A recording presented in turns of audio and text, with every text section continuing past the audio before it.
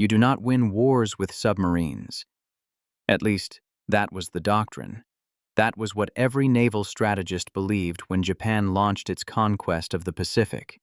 Submarines were scouts, harassers. They picked off stragglers and survived in the shadows.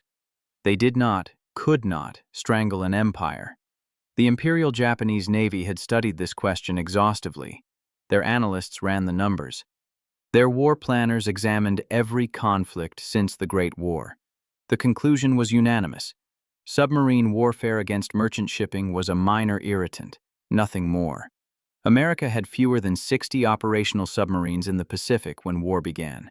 Japan had over 6 million tons of merchant shipping, tankers, freighters, troop transports flowing through sea lanes that stretched from Tokyo to Singapore, from the Dutch East Indies to the home islands. 6 million tons. The math was simple. Even if American submarines operated perfectly, even if every torpedo found its mark, they could not possibly sink enough ships to matter. Japan's supply lines were too vast, their convoy system too robust, their empire too geographically dispersed to be cut off by a handful of underwater raiders. This was not arrogance. This was arithmetic. The Imperial Japanese Navy had built their entire strategy around this certainty. They invested in carriers, battleships, cruisers, the weapons that win decisive battles. They allocated minimal resources to anti-submarine warfare. Why waste steel on escort destroyers when the submarine threat was negligible?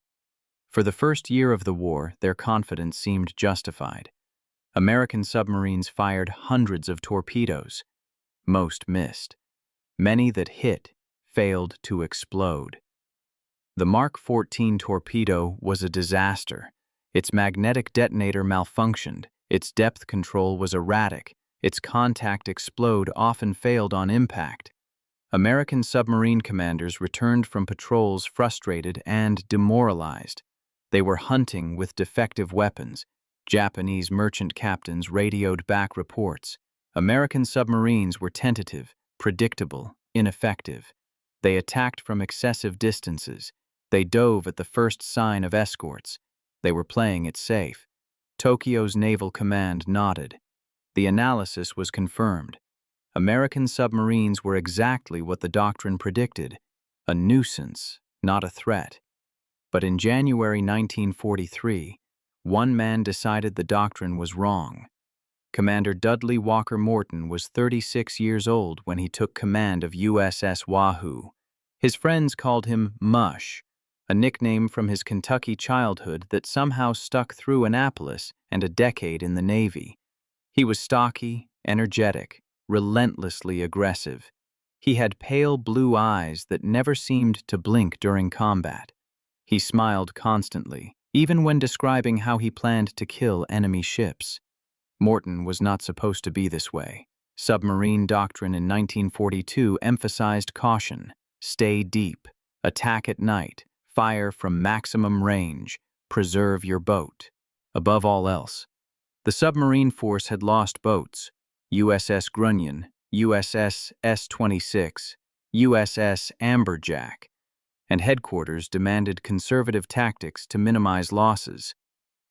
But Morton had served as executive officer on Wahoo's previous patrol under a different commander. He watched that skipper follow the rules perfectly. Stay deep, attack cautiously, fire from 4,000 yards. They returned to Pearl Harbor having sunk exactly 0 ships. Morton made a decision. When he took command, he would do the opposite of everything he had been taught. He brought with him Lieutenant Richard O'Kane as his executive officer, a thin, intense officer from New Hampshire who shared Morton's contempt for cautious tactics. Together, they developed a new approach. Wahoo would attack on the surface in daylight whenever possible. They would close to point-blank range, 1,500 yards or less. They would fire spreads of torpedoes directly into the heart of convoys. They would use the periscope aggressively, keeping it up for extended periods to track targets. And they would hunt Japanese shipping lanes with single-minded ferocity. This was not recklessness. This was calculated aggression based on a simple observation. Japanese anti-submarine warfare was mediocre. Their sonar was inferior to American equipment. Their depth charges were set too shallow. Their destroyer escorts were too few and too poorly coordinated. If you were willing to take the fight to them, really take it to them, you could devastate their merchant fleet before they adapted. The question was whether Morton was right. Wahoo departed Pearl Harbor on January 16, 1943, for her third war patrol. Morton's orders were to patrol the shipping lanes near Palau and the northern approaches to Rabaul. Intelligence estimated moderate traffic, maybe 3 or 4 merchant ships if they were lucky. Morton planned to sink everything that moved. The Imperial Japanese Navy had no idea what was coming. They were about to discover that their arithmetic was based on a false assumption. They had calculated what submarines could do. They had not calculated what submarines would do when commanded by a man who refused to accept limitations. Wahoo slipped beneath the Pacific waves. Behind her, in Pearl Harbor, skeptical staff officers gave her a 20% chance of sinking more than one ship. In Tokyo, merchant shipping coordinators continued routing convoys with minimal escorts, confident the submarine threat remained under control. Neither group understood that the rules were about to change. January 24, 1943, 800 hours. Wahoo surfaces 40 miles northeast of Wewak, New Guinea. Morton scans the horizon through binoculars. The Pacific stretches empty in every direction. Beneath them, the ocean floor drops away to crushing depths. Above, the sky is brilliant blue, cloudless. Perfect hunting weather. "Clear the deck," Morton orders. "Rig for surface running. All ahead full." This is already unusual. Most submarines operate submerged during daylight. Morton wants speed. He wants range. He wants to cover maximum ocean before diving. The risk of aircraft attack is real, but he calculates Japanese air patrols are sparse in this region. He is gambling that aggression beats caution. Wahoo's diesels roar to life. She accelerates to 20 knots, throwing white spray. The lookouts settle into their positions, binoculars sweeping the horizon in overlapping arcs.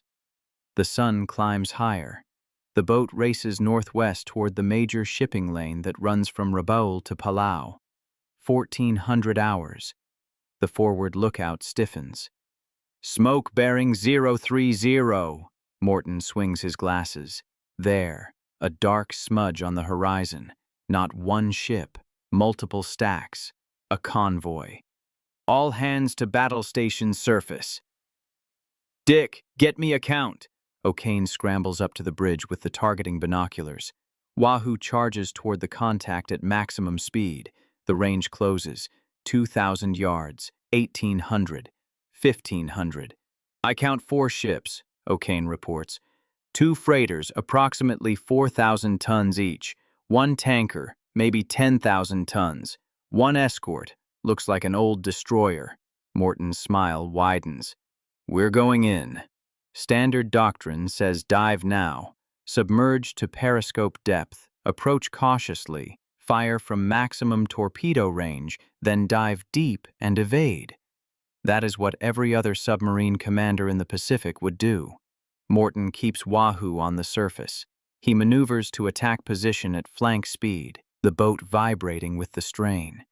The Japanese convoy spots them. Signal flags snap up the destroyer's mast. Black smoke pours from its stack as it turns toward them. The range is now under 2,000 yards. The destroyer opens fire with its deck guns. Shells splash 300 yards short. "Steady," Morton says. His voice is absolutely calm. "Steady." 1,500 yards. The destroyer is charging directly at them now. This is the moment when doctrine demands you dive. Every submarine captain in the Navy would dive right now. The destroyer will be on top of them in 3 minutes.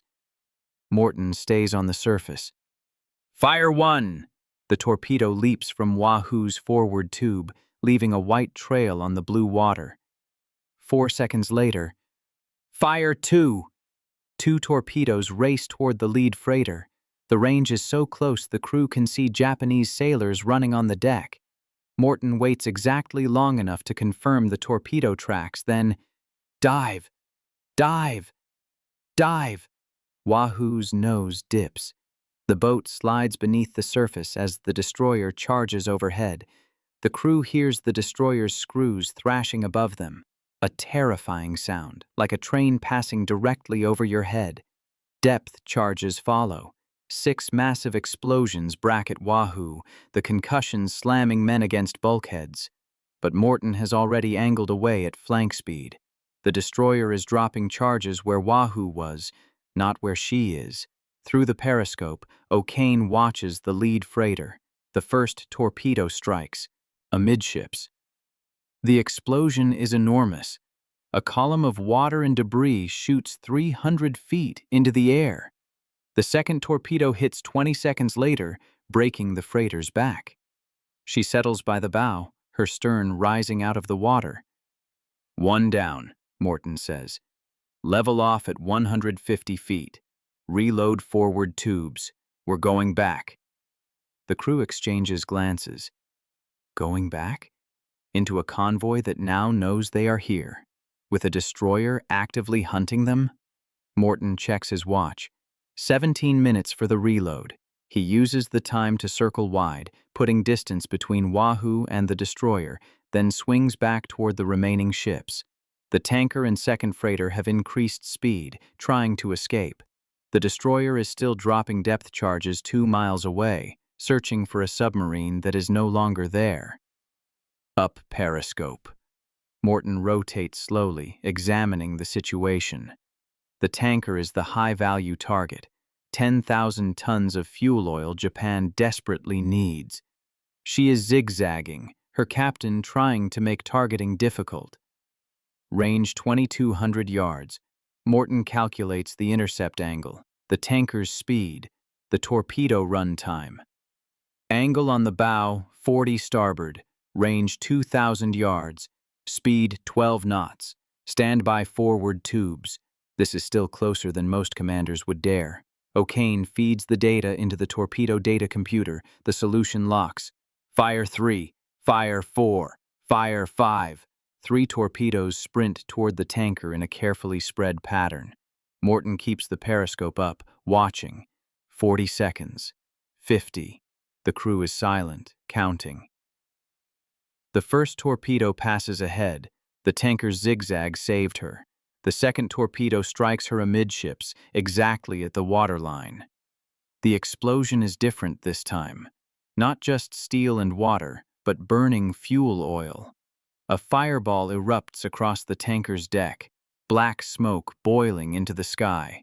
The third torpedo hits 15 seconds later, near the stern.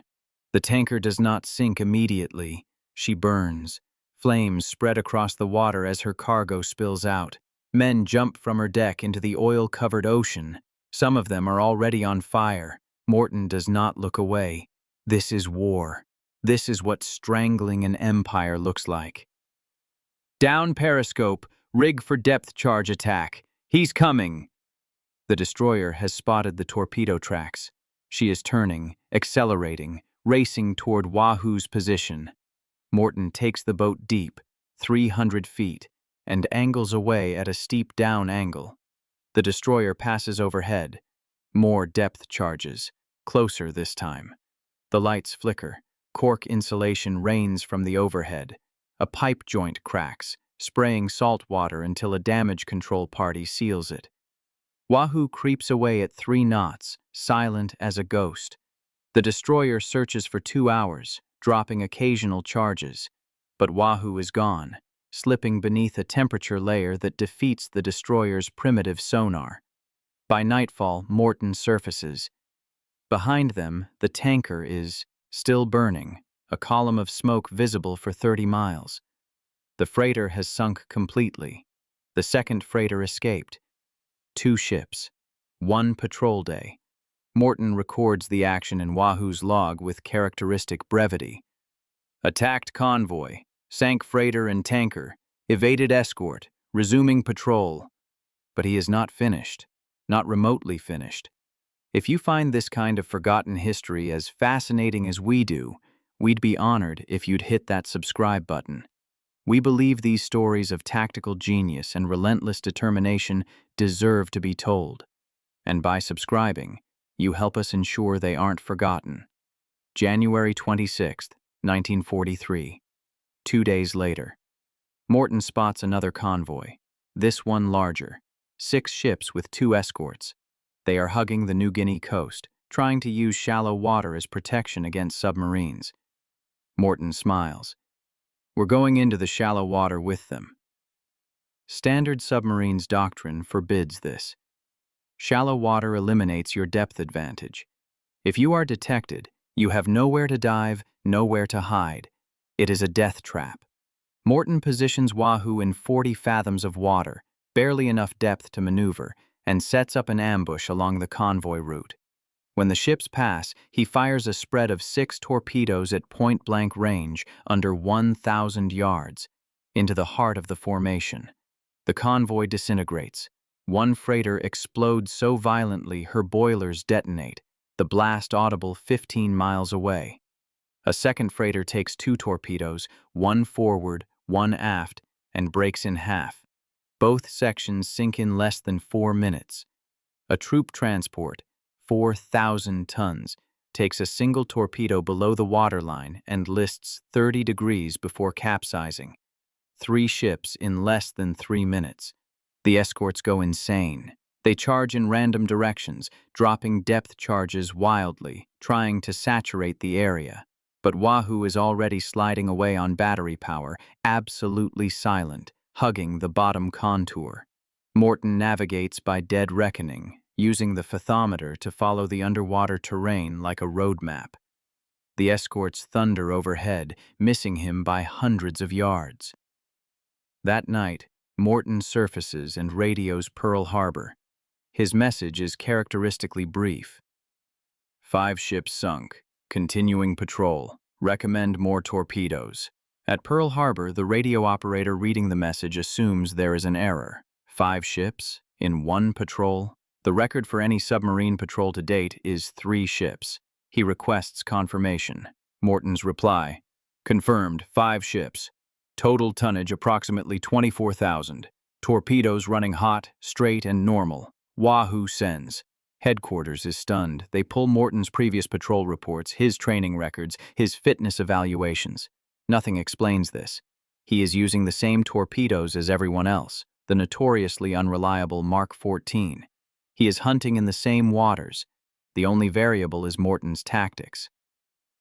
Admiral Charles Lockwood, commander of the Pacific Submarine Force, reads the patrol report carefully. Then he reads it again.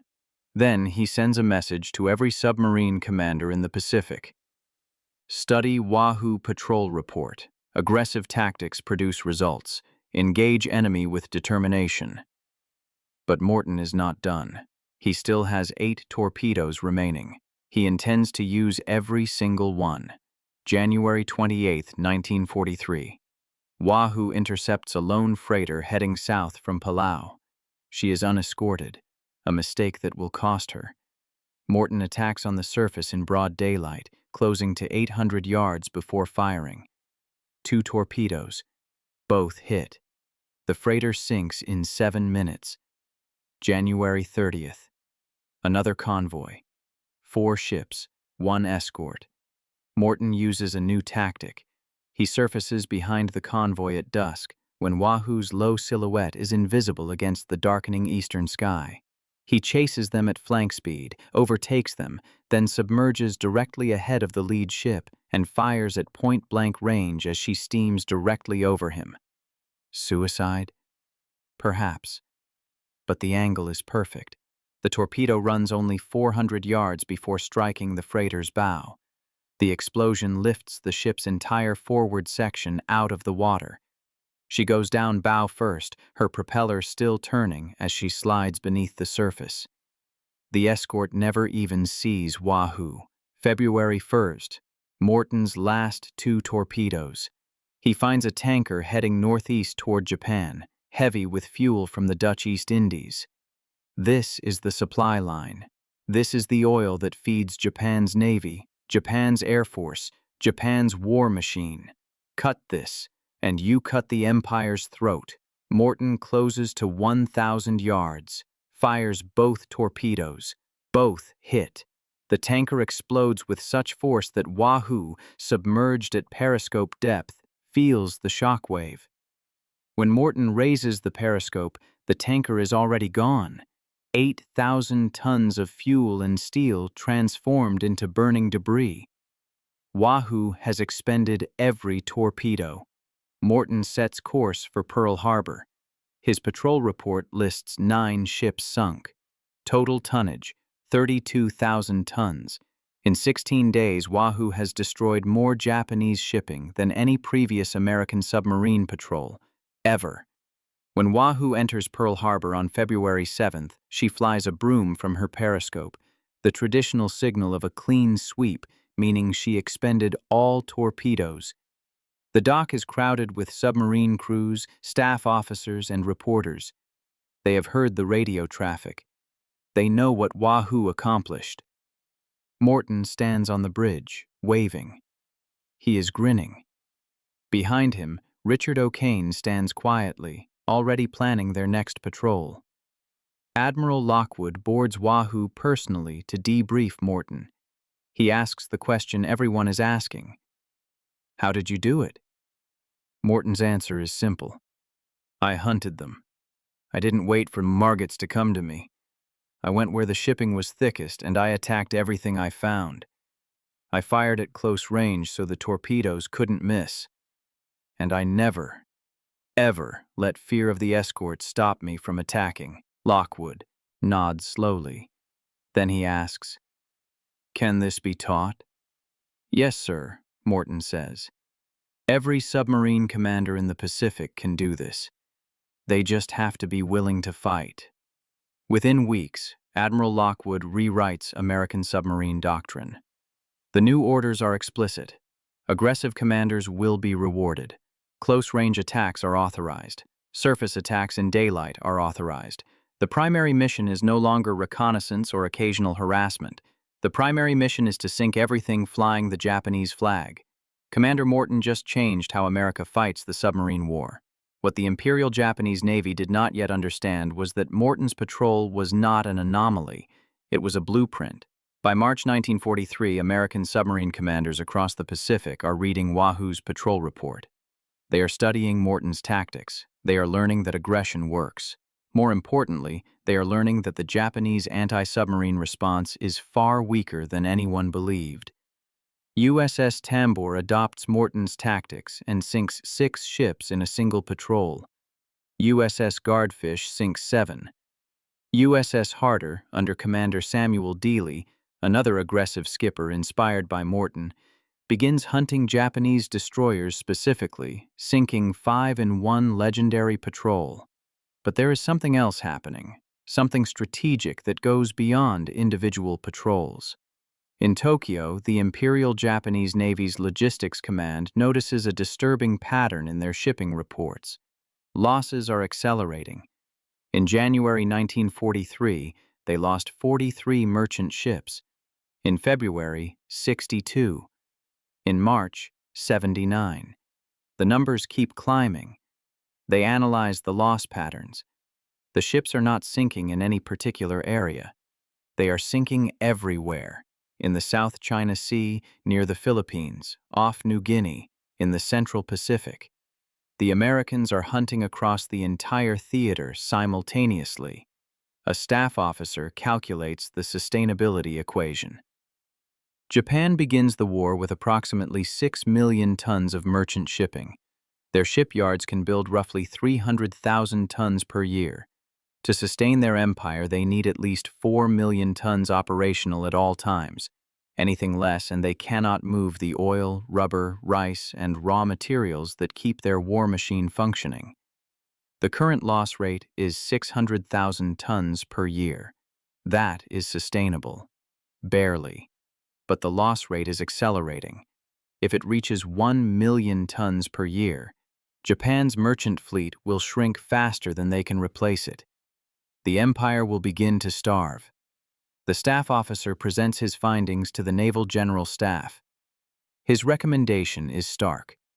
Japan must immediately divert significant resources to anti-submarine warfare. They need more escort destroyers, better sonar, coordinated convoy systems, aggressive anti-submarine patrols. The Naval General Staff reviews the report. Then they file it. Their carriers and battleships are engaged in desperate fighting across the Pacific. The Americans have landed at Guadalcanal. The Solomons campaign is consuming ships and aircraft at a terrifying rate. There are no resources to spare for escort destroyers. The merchant shipping problem will have to wait. This is the decision that will lose Japan the war. Because by summer 1943, Morton is back at sea. Wahoo's 4th patrol adds another 20,000 tons of Japanese shipping to the ocean floor. Her 5th patrol, another 15,000 tons. Morton is relentless. Between patrols, he briefs other commanders, teaching his tactics, spreading the doctrine of aggressive submarine warfare. And it works. By the end of 1943, American submarines have sunk over 1.5 million tons of Japanese merchant shipping. The loss rate has more than doubled. Japan's oil imports from the Dutch East Indies drop by 30%. Food shipments from Southeast Asia are disrupted. The home islands begin experiencing shortages. The Imperial Japanese Navy finally authorizes a major anti-submarine warfare program in late 1943. But it is too late. American submarines now operate in packs, coordinating attacks, overwhelming escort forces. The technology gap has widened. American radar, sonar, and torpedoes have all improved dramatically. And American submarine commanders have learned Morton's most important lesson: aggression works. By 1944, Japan is losing merchant ships faster than they can build them. The empire is beginning to contract, not through battlefield defeats, but through slow economic strangulation. Oil tankers sink before reaching Japan. Troop transports sink before reaching Guadalcanal or New Guinea. Supply ships sink before reaching isolated island garrisons. American submarines sink over 600 Japanese ships in 1944, nearly 3 million tons. Japan's merchant fleet, which began the war at 6 million tons, has shrunk to 2.5 million tons. The oil imports that Japan needs to fuel its navy drop by 70%. The rice imports that feed its population drop by half. This is not dramatic. This does not happen in a single decisive battle. But it is devastatingly effective. Japan is being strangled, and they have no way to stop it. The man who wrote the blueprint for this campaign, Commander Dudley Morton, does not live to see the final victory. October 11, 1943. USS Wahoo departs Pearl Harbor for her 7th war patrol. Morton is now one of the most famous submarine commanders in the Navy. He has sunk 20 ships. His tactics are taught at submarine school. His patrol reports are required reading. He takes Wahoo into the Sea of Japan, the most dangerous submarine patrol area in the Pacific, heavily patrolled by Japanese destroyers and aircraft. It is Morton's nature to hunt where the hunting is most dangerous. Wahoo sinks 4 ships in the Sea of Japan. Then, on October 11th, while transiting La Pérouse Strait to exit the Sea of Japan, she is detected by Japanese patrol aircraft. What happens next is reconstructed from Japanese records. 3 aircraft attack Wahoo on the surface. Morton crash dives. The aircraft drop depth charges. One lands directly over Wahoo's pressure hull as she passes 100 feet. The explosion ruptures the hull. Wahoo sinks in less than a minute. All 80 men aboard, including Commander Morton and Lieutenant O'Kane, who had remained as executive officer, die instantly. The Imperial Japanese Navy records the kill.